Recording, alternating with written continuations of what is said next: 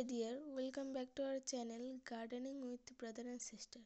তো আজকে আমরা নয়নতারা গাছ বসাতে চলেছি। প্রথমেই আমরা মাটি তৈরি করে নিচ্ছি। মাটির মধ্যে খুব অল্প পরিমাণ ফাঙ্গিসাইড দিয়ে মাটিটাকে খুব ভালোভাবে মিশিয়ে নিচ্ছি। নয়নতারা হলো গরমের গাছ। এটি খুব অল্প যত্নেই এবং কোনো সার ছাড়াই ভালো এবং প্রচুর ফুল দেয়। নয়নতারা গাছ খুব সহজলভ্য। আশেপাশে দেখলেই আপনারা এই নয়নতারা গাছটি খুঁজে পাবেন। আমাদের মাটি মাখা তৈরি হয়ে গেছে। এবার আমরা গ্রো ব্যাগে মাটিগুলোকে ঢেলে নিচ্ছি গাছ রোপণের জন্য।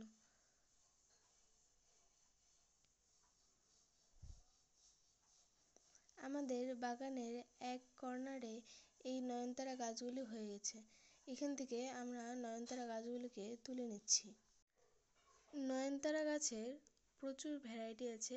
আপনারা আশেপাশে কোনো দোকান বা নার্সারি থেকে প্রচুর কালারের এই নয়নতারা ফুল পেয়ে যাবেন।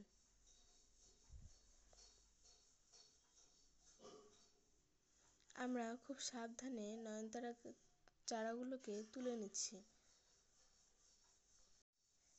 এইরকম নানা রকম ভিডিও দেখতে আমাদের চ্যানেলটিকে লাইক অ্যান্ড সাবস্ক্রাইব নিশ্চয়ই করবেন।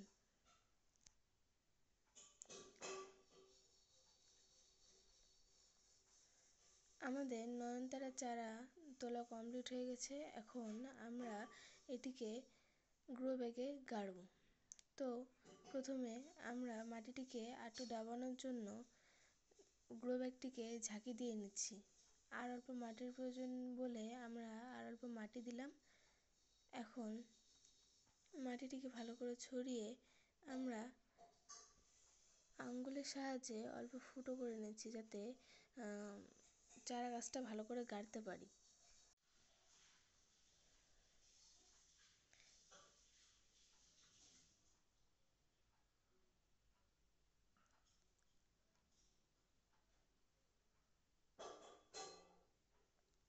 এখানে আমরা দুটি চারা গাছ বসিয়েছি। এরকম করেই আমরা বাকি চারাগুলো রেডি করে নেব। এখন এগুলোতে আমরা জল দিচ্ছি।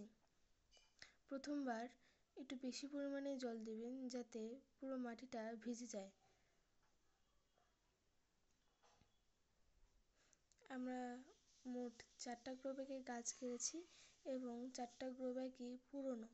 আপনারা পুরনো বা নতুন যে কোনো গ্রো ব্যাগেই এই নয়নতারাগুলো বসাতে পারেন।